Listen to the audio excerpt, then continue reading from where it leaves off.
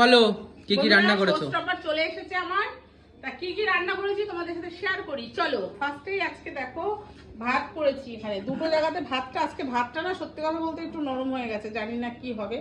আজকে স্টপারটা বানিয়েছি, আজকে এরকম হয়েছে। যদিও বা খুব নরম হয়নি, মোটামুটি খাওয়া যাবে। তো যাই হোক, আর কি করেছো? আর এই যে এখানে আজকে লাস্ট থেকে শুরু করছি, ঠিক আছে। এটা রয়েছে আমের চাটনি। আচ্ছা। আর এখানে করেছি ডুমুর দিয়ে, আলু দিয়ে, চিংড়ি মাছ, দেখো কত বড় বড় চিংড়ি মাছ দিয়ে একটা তরকারি করেছি, ঠিক আছে। আর এখানে এটা কি শাক? এখানে হচ্ছে শাক ভাজা। এটা আমার ছাদে হয়েছিল এই শাকটা। কি কলমি? কলমি না, কি বেশ শাক বলে এটা, আতারি পাতারি শাক। আতারি পাতারি? আচ্ছা, আর কি? আতারি পাতারি শাক, কে কে চেনো তোমরা কমেন্ট করবে। আর এটা রয়েছে কালকের একটু ডাল। বাহ, ঠিক আছে।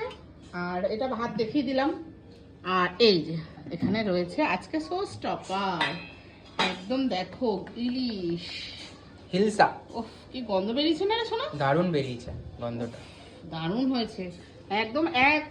মানে বড় বাটির, টিফিন বাটির এক বাটি করেছি, ছোট করিনি, ঠিক আছে। 2 পিস 3 পিস খেতে হবে, তাহলেই মজা বুঝবো। তো বন্ধুরা, কেমন হয়েছে রান্নাগুলো কমেন্ট করবে, ঠিক আছে। কেমন হয়েছে রান্না বান্নাগুলো। চলো আবারও আসছি খেতে।